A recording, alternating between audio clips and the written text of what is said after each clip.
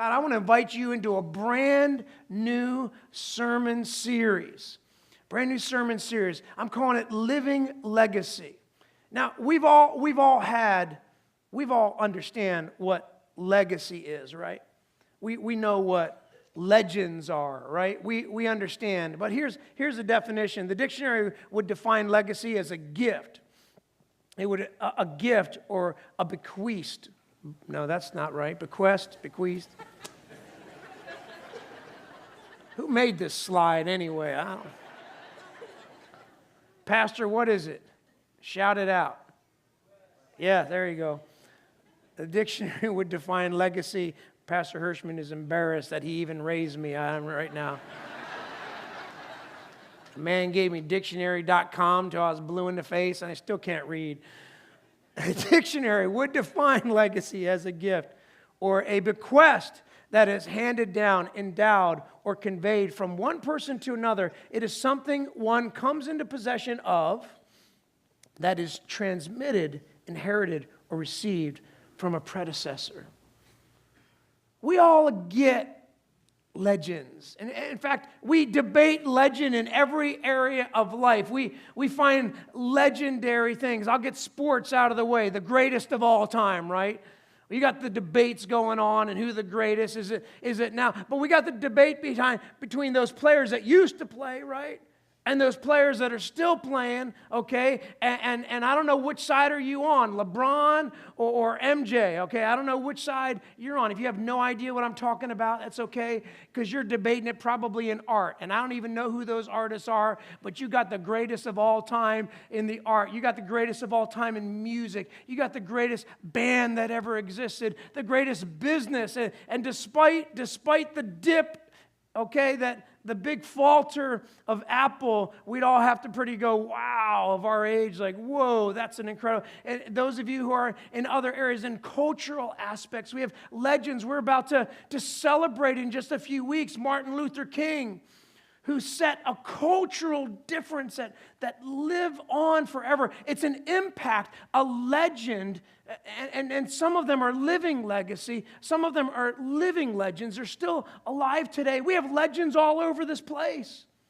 We have legends right here at West End Assembly God. We have legendary churches, and I believe this is one of them. It's amazing to see the impact around the world. 50 years ago, just 12 people gathering together, and you are celebrating and worshiping 50 years later.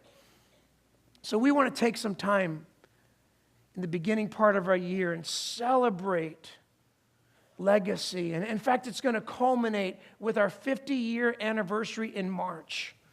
And we're going to have a celebration like we've never had before. That is incredible. It's going to blow your mind. If I told you about it, you wouldn't believe me. And plus, I don't know yet, so I'm just kidding. Actually, I do know, and I love to tell you some things, but I don't know all the things, and I'll wait till I know all the things. But it's going to be awesome. It's going to be amazing. That's how you celebrate.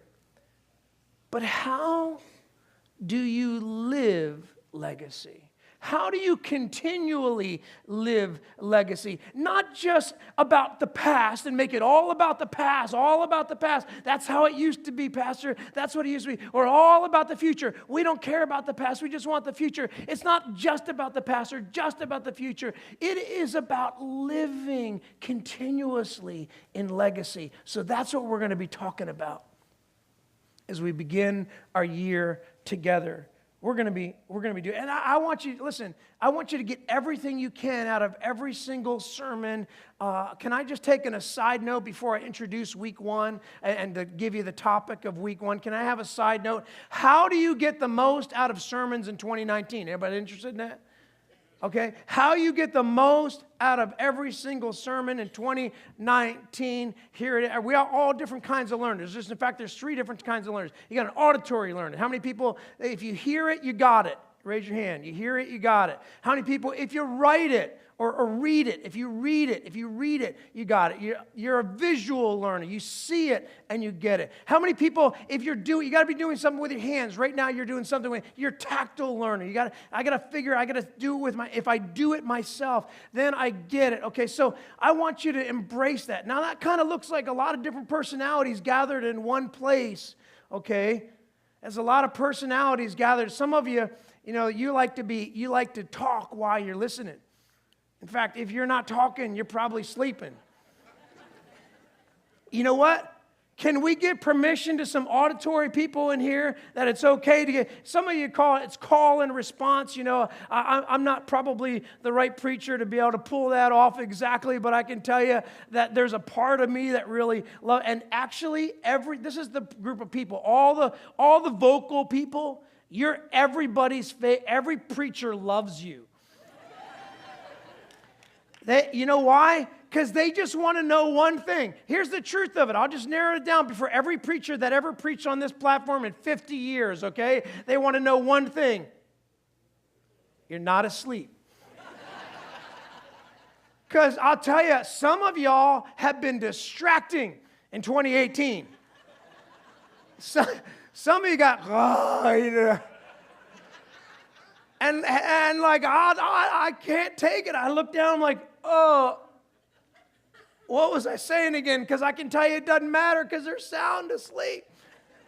It's the worst. So every preacher loves the vocal group, okay? You guys call it out. Come on. Are you ready for 2019? Are you ready to hear about week 1? Yeah.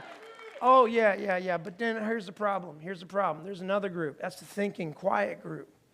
And y'all are annoying them right now. You are annoying them right now. This is the thinking group that's like, oh, let's think about that. Yes, that's good to think about, Pastor. Let's have quiet, contemplative moments. We had somebody come visit a church one time, and they said they came in like I couldn't stand. I had to move seats, Pastor, because the person behind me talked the whole time. I'm like, what were they talking about? Like groceries and stuff? Or what were they talking about? They're like, no, yes, Jesus, yes, Jesus. They're like, yeah, talk. I'm like, oh, okay, that's good. That's good talk. That's church talk. That's good. That's response. Some of you love that, but the quiet people are like, no, this is church. I get it, okay, I get it. We all got to coexist because here's the last group. They're kind of in the middle. That's me. I'm in the middle because, okay, you got the call group, right? You got the call group. You got the contemplative group. And now you got the context group. The context group is like, sometimes I'm really vocal and sometimes I'm really quiet. That's me. Like when I go to the movies, zip it. I don't like being in the movies with all you call and response people. Oh!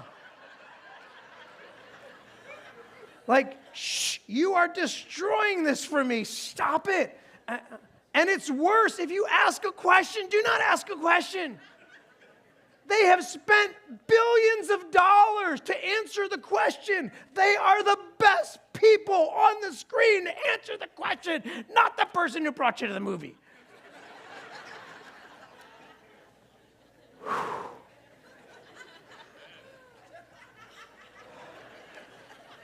I had to get that off my chest. I'm sorry. I've been wanting to say that a long time to you moviegoers, okay? But we're the people in church that sometimes it's like, yeah, and then other times it's like, this is the one that gets me every time. I'm always like, yeah, woohoo. And then they say, now turn to your neighbor and say, and I'm like, what? I didn't bring my neighbor in here to talk to him the whole time or talk to her the whole time. You talk to me, I'll talk back to you, that's okay. But I draw a line because there's a context for me. I'm okay with some of it, but others, don't make me turn to my neighbor. Don't tell me, turn to your neighbor and tell him just turn to your neighbor and tell him. You're like, why do I got to tell him? Can't you tell him?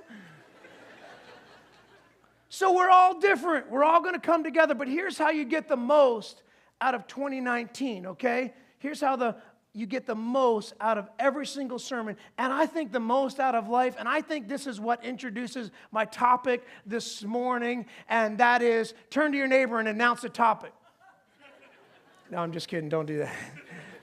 Okay, you can say the topic, all right? Here's my topic for week 1 of Living Legacy. Stay in your lane. Everybody say that with me. Okay, you context people. That's okay as long as it's between you and me. I ain't making you turn to anybody, okay? But stay in your lane. That's week 1. Here's what I mean. It's introduced in Hebrews chapter 12, one of my favorite passages in all of Scripture. It says this, therefore, since we are surrounded by such a great cloud of witnesses, let us throw off everything that hinders and the sin that so easily entangles, and let us run with perseverance the race marked out for us, fixing our eyes on Jesus, the pioneer and perfecter of faith. For the joy set before him, he endured the cross, scorning its shame, and sat down at the right hand of the throne of God. Consider him who endured such opposition from sinners, so that you will not grow weary and lose heart. Stay in your lane. I want to look at 2 phrases in this passage of Scripture, and the first phrase is this: the race marked out for us. This has to do, the race marked out for us has to do with running your race. Running your race. You could be, I love the analogy, and you can see pretty clearly why this is my favorite focus verse. Because the race marked out for us is about your race. It's about your race. You say, well, what other race would I run, Pastor? I entered the race. I'm in the race. I'm running my race. I get it. It's a race analogy. Another sports analogy. I didn't do it. I did not come up with the analogy. But I think it's a beautiful one. And I think it's one that we all struggle with too. Because running your race has to do first as it relates to direction. Direction. Here's what I mean by that. It means this, that running your race in direction isn't just about knowing where the finish line is. It's about knowing specifically, and the author of Hebrews isn't just talking about a running race. They're talking about life. They're using this as a metaphor to portray a direction. This is the direction that you should be running in. Well, what direction should we be running in? Here's the amazing thing about God. God is a creator, and he didn't mass produce humankind. I know there are masses of humans, but he did not mass produce mankind. There's a difference.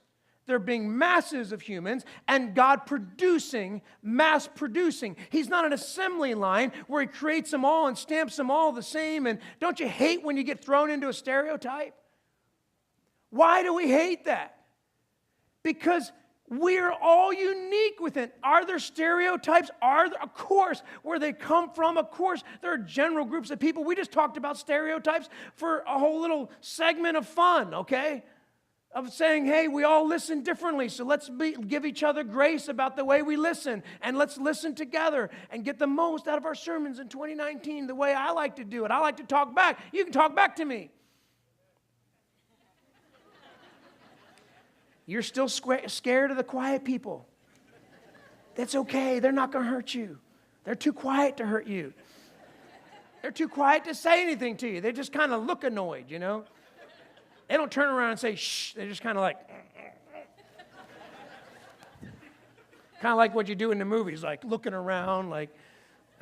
So we all are unique. Every single one of you gathered here together are different. And here's the most amazing truth, that if you could just get this one truth and let it permeate your soul, it would totally change your life. And that truth is this, that God created you exactly the way that He wanted you to be.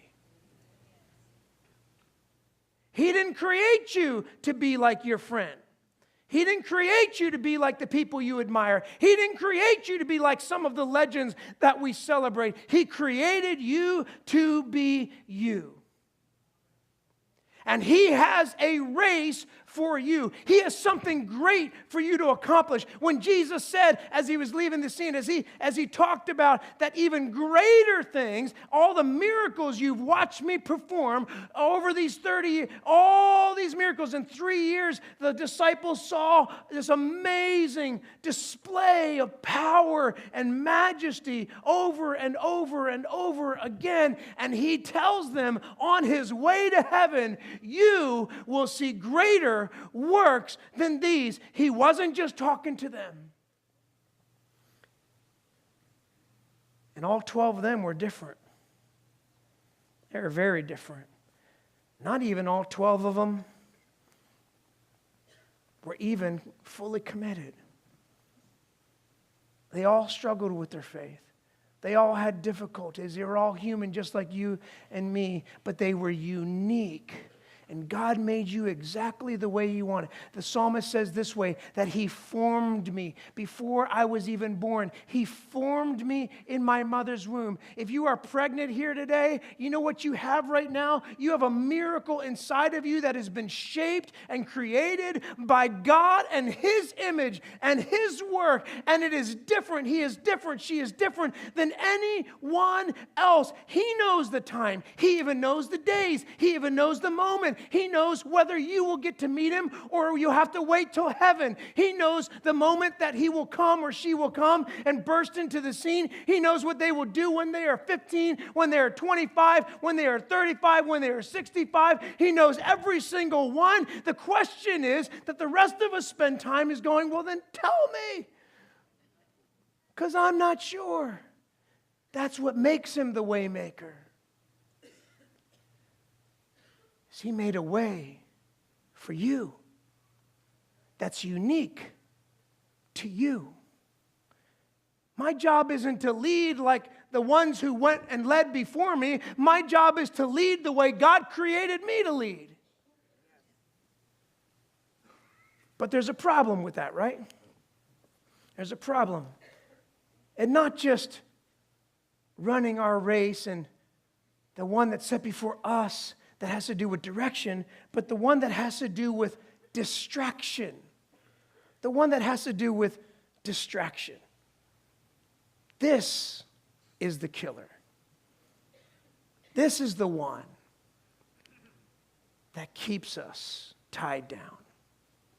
We are distracted. That's what I love about worship. I love that we can come into a moment. In fact, God made us this way. You know, He made you an emotional being. And He created music. He created music to attach to emotion. And here's what worship is. Let me just sum up worship for you. There's a neuroscience truth that happens neurologically in our bodies when your mind makes a statement, a lyric. It says something or hears something that makes agreement with your heart. When you agree with what you say or hear said, when you have agreement, it produces a chemical in your body. And that chemical feels like euphoric almost. It feels overwhelming. And God created you that way because He created a space for you to actually feel Him.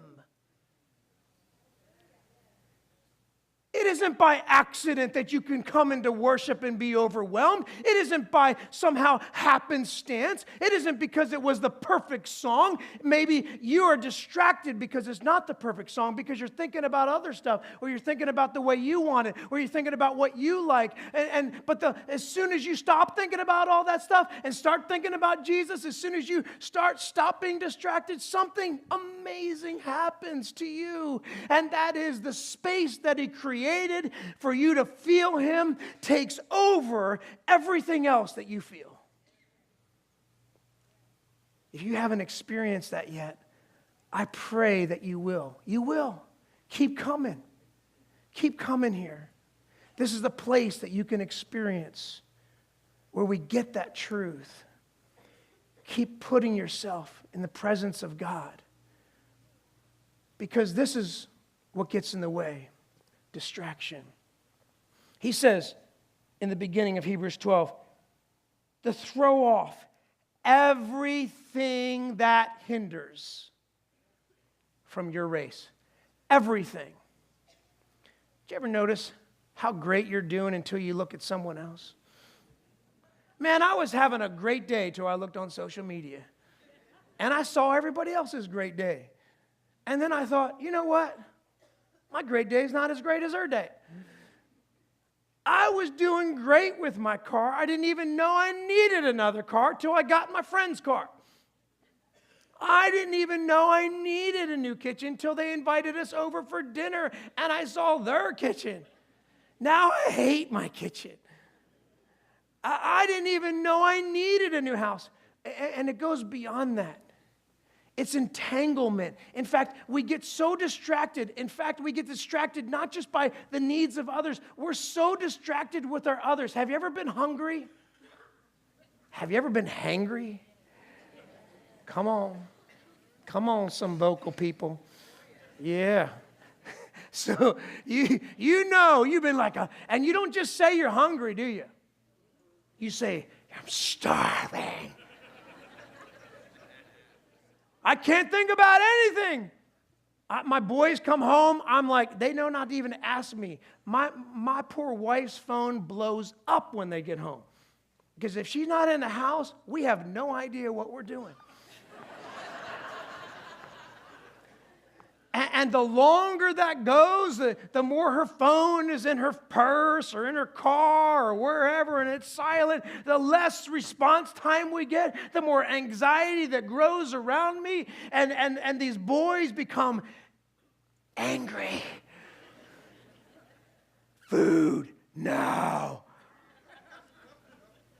Because we can be consumed with our own needs and the way I want everything, the way I want it, and miss the presence of God.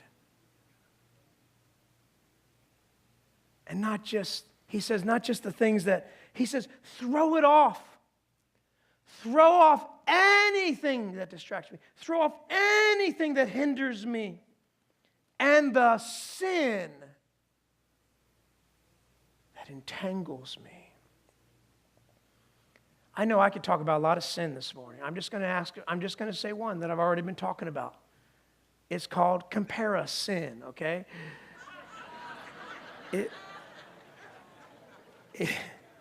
I know it's cheesy, but it'll make you remember it. It's really bad. It's horrible. My wife is having a heart attack right now about a misspelled word on the stage. But that's only second to the one of me mispronouncing words on the stage too, so that's parked for the course. But this is what happens. When comparison takes over in our lives, it takes over. In fact, it doesn't just distract us. It moves us to something more dangerous. It begins to distract us. That's where it starts. It starts with, oh, must be nice. It starts with, I was having a good day till I saw their good day. God bless their heart. Bless their heart, you Southerners. You're liars. All of you are liars. Bless their heart. You're trying to talk, and I love the phrase because it's like I'm trying to talk myself into it. I'm trying to talk, what you're really saying is I'm trying to talk myself into it that you look so good right now, and I'm okay with it. I'm trying to talk myself into it that you're losing all this weight. And I'm trying to talk myself into that you got this amazing house, this amazing car, that you're sitting on the beach. I wish my New Year's was on the beach, because here's what happened, right? So I'm trying to talk myself into being happy for that person, but then the sin that entangles me, it begins to entangle me, and then it becomes resentment, and it was a distraction, but now it's destructive. It started as a distraction, but now it's become destructive, and that's all I think about is the way I want it, the way I need it, the way we need it. And then you've tried to find other people to agree with you. Hey, well, how do we do it? What do we want? Don't you agree? Or you get other people in your family to agree. I don't think they can afford that vacation one bit. Going around spending money. In fact, I heard last year that they asked the church for money. Not on vacation. Hope they won the lottery. Because it starts with distraction. I'm just distracted by it. But then it turns and it becomes destructive. But here's the interesting thing. It doesn't destroy them. Who does it destroy? Yeah, you. You're the one. It's your race. He doesn't say that all of your distraction entangles all the other runners. He's saying that your sin, that the things that weigh you down, not only distract you, they destroy you. So what's the answer? Here's the second phrase in Hebrews 12. Fixing our eyes on Jesus. So what's the answer?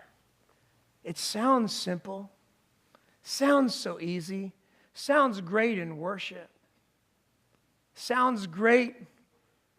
It sounds so great when they're singing it and it's amazing. And Gerald comes out here. Oh, man, I'll tell you what, Jesus, not just a sinner, now he's like my everything, and I'm gonna change my life. Pamela comes behind him. Oh man, the 1-2. They led with Gerald, but they're closing. Oh, Pamela. It sounds so good. It sounds so easy. He's the Waymaker. Yahoo! The ones who like to shout are shouting. The ones who like to contemplating are praying. The ones who like to tactical or playing on their phone. I don't know what you're doing. But you're like, it sounds so easy. Just fix your eyes on Jesus. That's all. How do I do that? How do I do that? Well, he tells us a little bit about the one that we should be fixing our eyes on. He calls Jesus our focus. He says, fix your eyes on him. Why? Why should I fix my eyes on him? Because he is the perfecter of your faith. He's the one who perfects your faith. He's the one. That is why I fix my eyes on Jesus. He is the perfecter of our faith. That gives us purpose. See, most of us understand what it is to live real life. It's awesome to sing some good songs. I feel good. God made me that way. The music connects me. I just feel I'm feeling it. Oh, man, that just lifted me. That service lifted me this morning, Pastor. But then guess what happens? Real life happens, right? And real life isn't all butterflies and roses, right? Real life has trial after trial. In fact, this church service didn't make any of them go away. None of them went away. They're all still there. They're all still waiting. I know I'm stressing some of you out right now. I'm sorry. Pastor, I almost forgot it all, and now you're bringing it up again. I'm bringing you up because we want to be a church that introduces you to faith that works in real life. Our problems don't go away because we sing and shout Jesus. If that's the kind of church you thought you were in, you're not. We shout Jesus for a different reason. It had nothing to do with making our problems go away. In fact, Jesus, in Matthew chapter 14, Matthew records the very interesting reason why it goes away.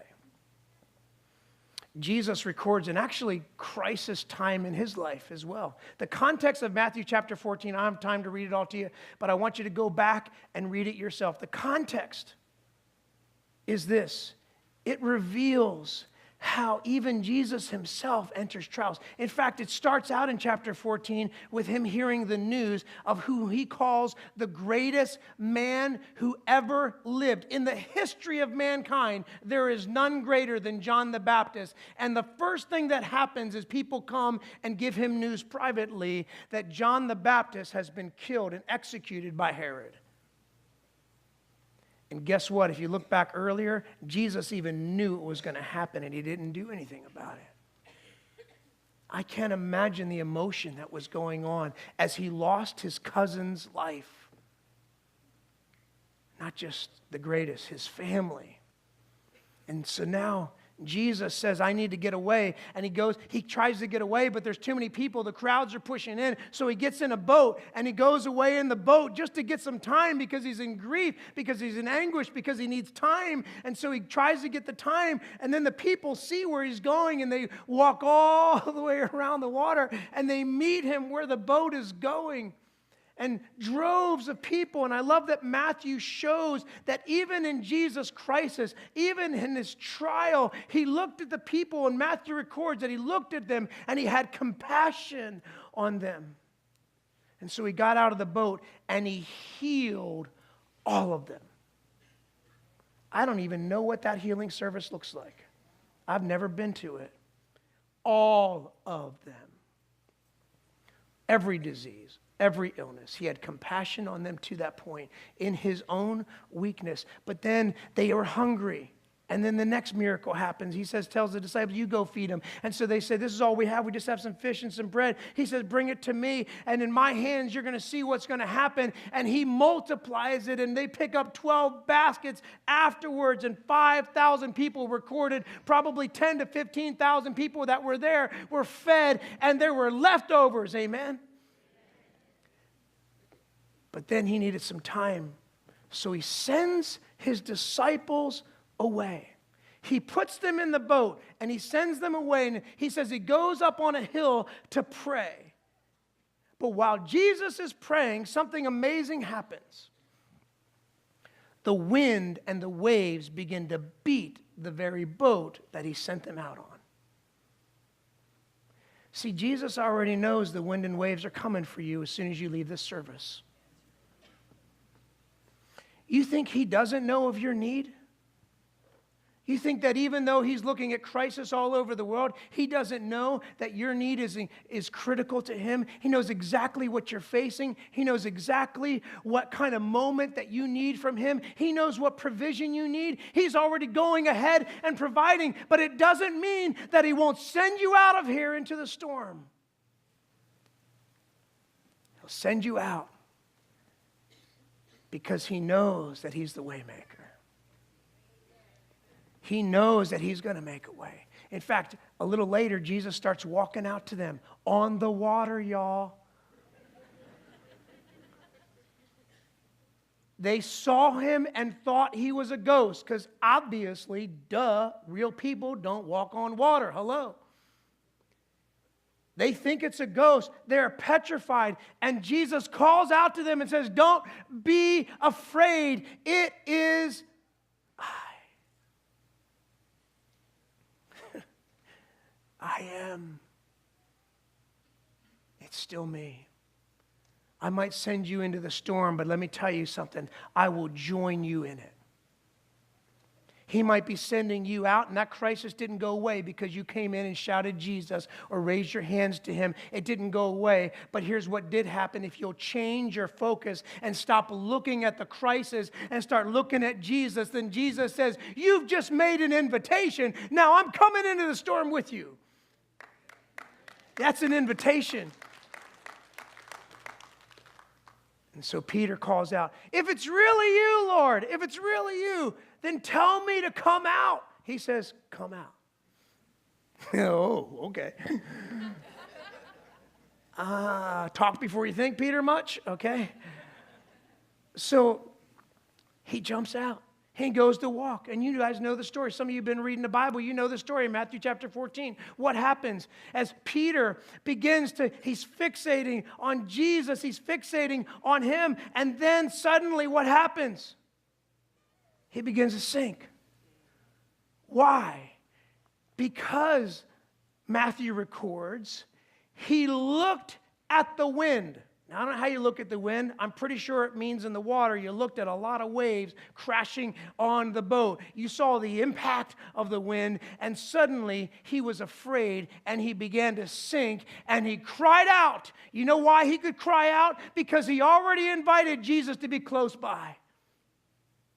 Jesus wasn't still back on the shore. Jesus was in his life. He was already in a relationship, and he knew the one. He said, if it's really you, Lord, then bring me into the storm. Then call me into the middle of it. I know what I need. I know who my provider is. I know. And you and I, we look for peace everywhere else. We look for peace for the crisis to go away. Could the trial just leave? Can you take me out of it? But the worst thing that could happen is you take me through it. And Peter reminds us that Jesus is the peace that you need in it. Amen. So what's distracting you today? I want to call our worship team out to end us in a time of prayer. I don't know what your race is, but I know that if you're still living, you've got a race to have. So you don't understand, Pastor, where I come from or what's going on in my life or what season I'm in. You're right, I don't. But I know one who does. I know one who does. I know a Waymaker. He is not just the perfecter of faith. He is the pioneer of your faith. He's the pioneer. And there's a reason why he can be the one to call you in the storm. We need to stop looking at the storm and start looking at the Savior. We need to realize that the peace isn't taking us out of the storm. The peace that you're longing for, the real miracle is not that he took you away from the problem. The real miracle is that he brought you through the problem.